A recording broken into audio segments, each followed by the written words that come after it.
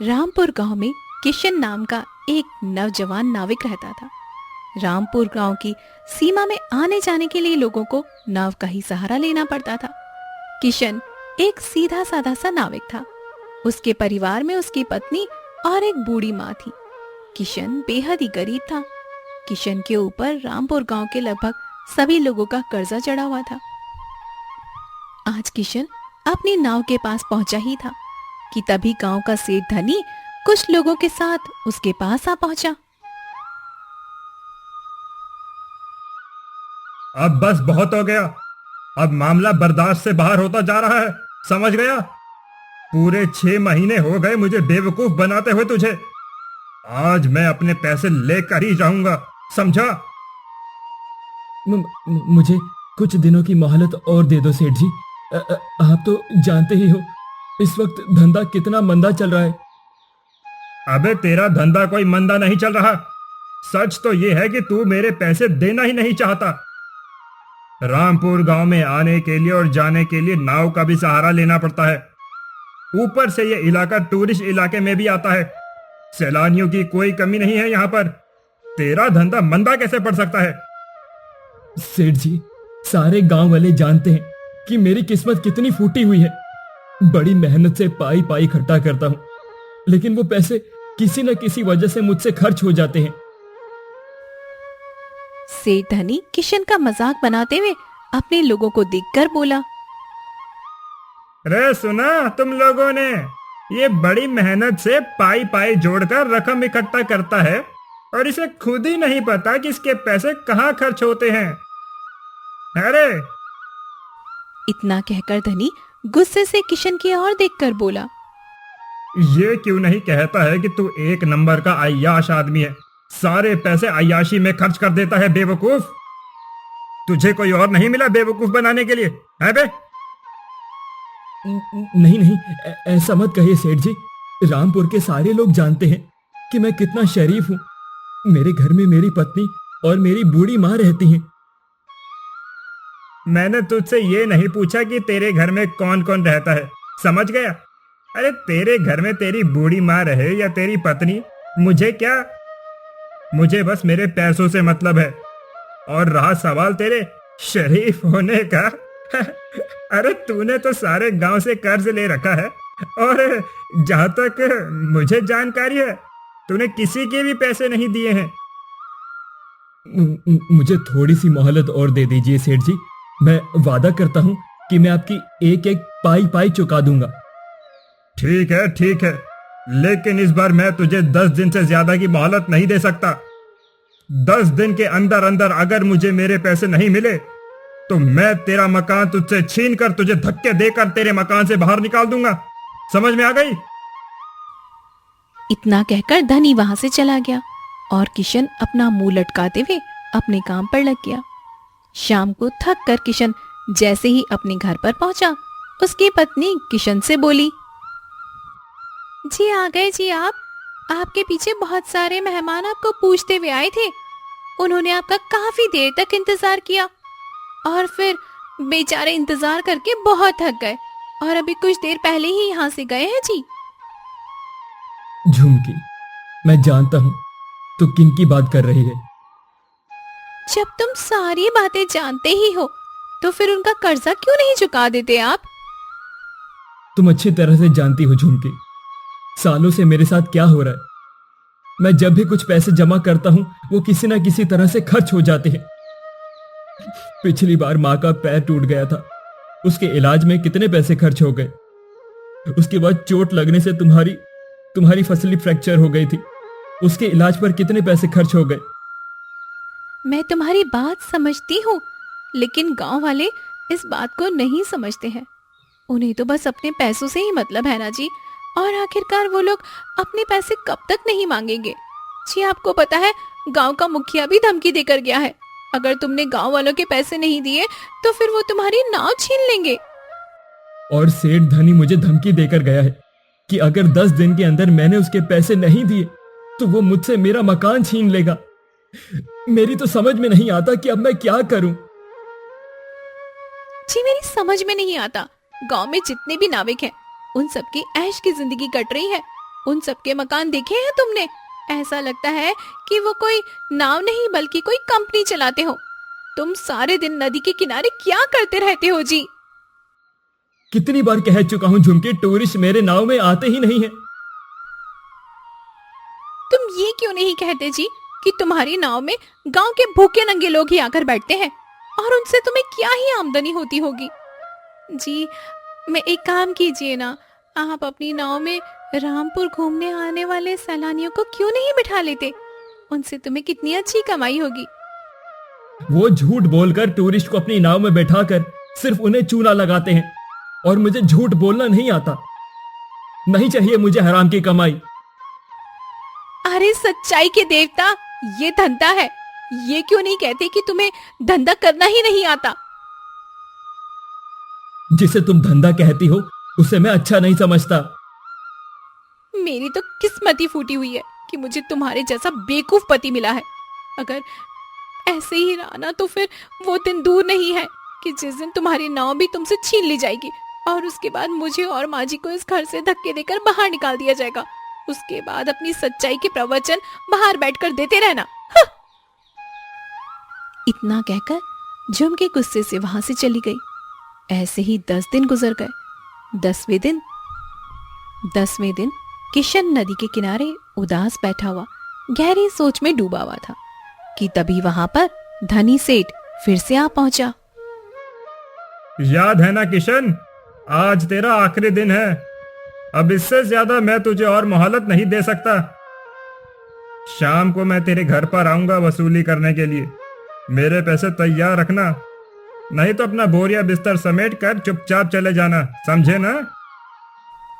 इतना कहकर धनी वहां से चला गया। किशन अपने आप से बोलने लगा, अब क्या होगा? पूरे 10 दिन से मेरी नाव में 20 मुसाफिर भी नहीं बैठे होंगे। मैं धनी सेठ के पैसे कहां से दूंगा? अगर मैंने उसके पैसे नहीं दिए तो बेइज्जत करके घर से निकाल देगा। मैं कहां जाऊं? क्या करूं? किशन हसरत भरी निगाहों से नाव को देखने लगा जिसकी नाव पर टूरिस्ट सवार थे। तभी किशन के कानों में एक बूढ़े व्यक्ति का स्वर टकराया। क्या तुम मुझे दूसरी दुनिया के छोर तक छोड़ सकते हो? किशन उस बूढ़े व्यक्ति की बात सुनकर हैरत में पड़ गए। लगता है आपका दिमाग खिसका हुआ है बाबा। ये कैसी बातें कर रहे हैं आप?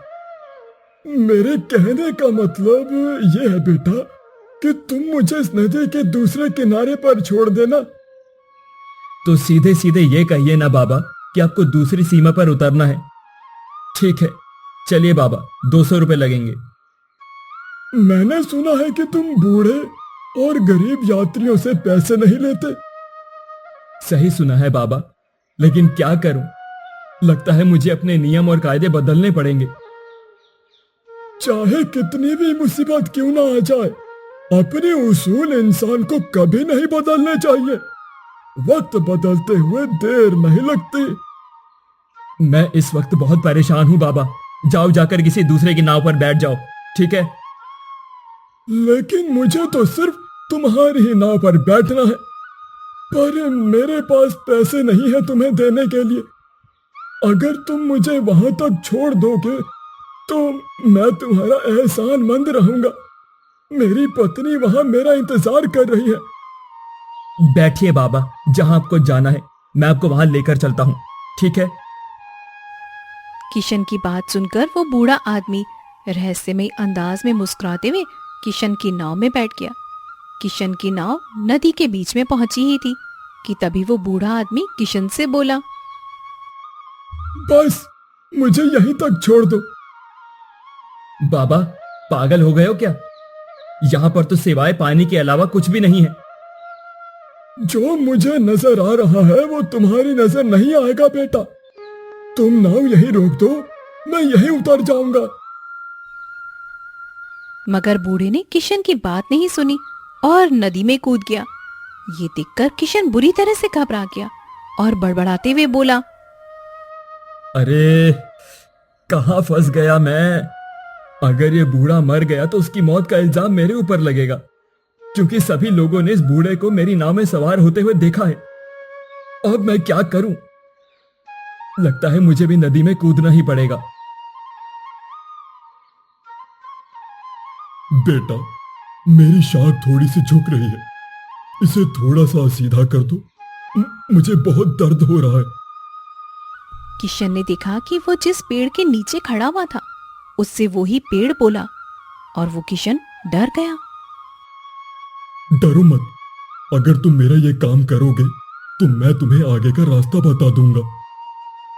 किशन ने डरते डरते उस पेड़ की शाख ऊंची कर दी। तभी अचानक किशन के सामने बहुत सुंदर सुंदर सोने की सड़क बन गई। घबराओ मत, तुमने मेरी मदद की है। इस वजह से ही तुम्हारे लिए सोने की सड़क मैंने बना दी है। तुम यहां से सीधे राजमहल तक पहुंच जाओगे। लेकिन कौन सी जगह है भाई ये? कुछ देर बाद तुम्हें पता चल जाएगा। तुम जिस रास्ते से यहां पर आए हो वो रास्ता सिर्फ शाही लोगों के लिए खुलता है। तुम जरूर कोई खास हो। कुछ दूर चलकर किशन की नजर एक पेड़ पर गई जहां पर लाल रंग के सेब लटक रहे थे। अचानक से एक सेब किशन की ओर देखकर बोला, अगर तुम्हें भूख लगी है तो मुझे खा लो।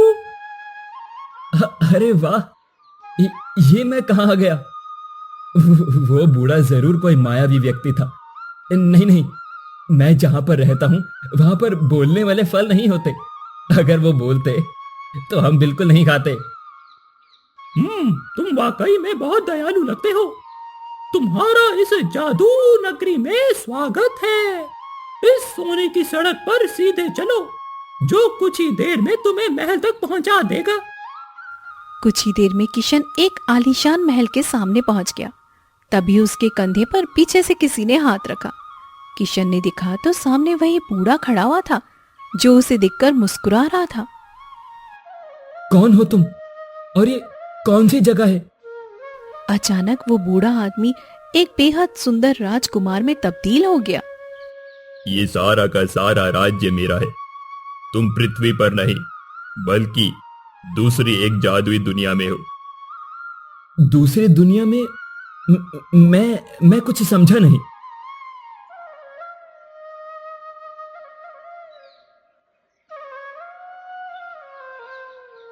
दरअसल रामपुर गांव की नदी के बीच एक दूसरे जादुई नदी का द्वार खुलता है और ये जादू की दुनिया है। तुम्हारा महल तो बिल्कुल सोने का मालूम होता है। यहाँ के दरवाजे, यहाँ तक कि सैनिक भी सोने के ही मालूम होते हैं। सोने के मालूम नहीं होते, ये सोने के ही हैं। मैं तुम्हें बहुत दिनों से नौका में बैठा हुआ उदास देख रहा था। मैं जानता हूं कि तुम बहुत अच्छे स्वभाव के हो और तुम्हारी दुनिया में अच्छे व्यक्तियों के साथ अच्छा बर्ताव नहीं होता, जबकि हमारी दुनिया में ऐसा बिल्कुल नहीं होता। इसीलिए मुझे लगा कि तुम्हारी मदद करनी चाहिए। इतना कहकर वो राजकुमार किशन को महल के अंदर ले गया जहां पर सोने के सिक्कों के ढेर लगे हुए थे। ये सारे सोने के सिक्के तुम्हारे हैं। तुम्हारी जितने मर्जी हो यहाँ से लेकर जा सकते हो और तुम जब चाहो यहाँ पर आ सकते हो। मगर ये याद रखना, तुम्हें इस बात को हमेशा रहस्य ही रखना होगा। यहाँ तक कि अपनी पत्नी और माँ को इस बारे में कभी नहीं बताना। जिस दिन इस राज को छुपाने में नाकामयाब हो जाओगे, तुम्हारे लिए इस दुनिया के द्वार हमेशा हमेशा के लिए बंद हो जाएंगे, क्योंकि ये यहाँ का नियम है। किशन ने एक थैले में सैकड़ों सिक्के भर लिए। वो राजकुमार उसे उसी जादुई पेड़ के पास मौजूद उसे छोटे से तालाब पर ले आया। तुम इस तालाब में कूद जाओ, तुम अपनी नाव में दोबारा वापस पहुंच जाओगे। किशन जैसे ही तालाब के अंदर कूदा, उसने खुद को दोबारा नदी के बीचों बीच गांव में पाया। किशन उस दिन सारा सोना शहर में बेचकर आया और उसने सारे गांव वालों का कर्जा उतार दिया और देखते ही देखते किशन रामपुर का सबसे बड़ा सेठ बन गया। एक दिन किशन की पत्नी ने किशन से कहा, जी तुमने मुझे आज तक नहीं बताया कि तुम इतने सारे ढेरों पैसे कहाँ से लेकर आए थे और तुम कुछ दिनों के लिए कहाँ गायब हो जाते हो जी? मैंने तुमसे कितनी बार कहा है झुमकी कि मैं इस बारे में नहीं बता सकता। इतना तो मैं जानती हूँ कि तुम कोई गलत काम नहीं कर सकते, मगर अगर तुम नहीं बताना चाहते तो शायद इसमें ही हम सबकी कोई भलाई होगी। किशन की अमीरी देखकर धनी सेठ अंदर ही अंदर जलने लगा।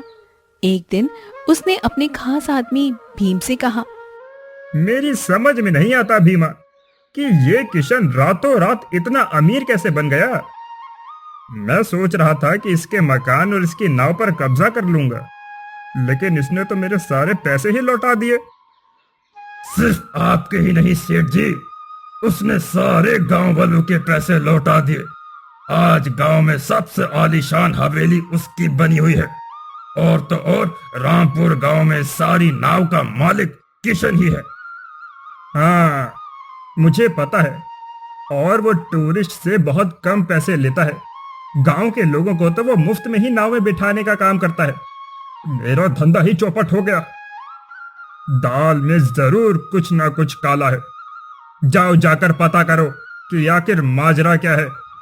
जी, मैंने पता कर लिया है। क्या मतलब?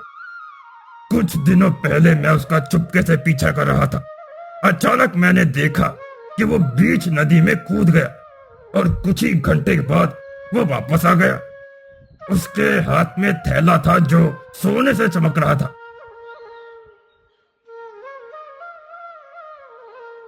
बेवकूफ आदमी, ये बात तूने मुझे पहले क्यों नहीं बताई? इसका मतलब नदी के बीचों बीच जरूर कोई सोने की सुरंग है जो उसके हाथ लग गई है। मुझे अभी ले चलो वहां पर। कुछ ही देर में धनी और भीमा नदी के बीचों बीच पहुंच गए। क्या तुम्हें पक्का यकीन है भीमा कि किशन यहीं कूदा था? मैंने उसे ठीक इसी जगह छलांग लगाते हुए देखा था। तो फिर देर किस बात की है भीमा?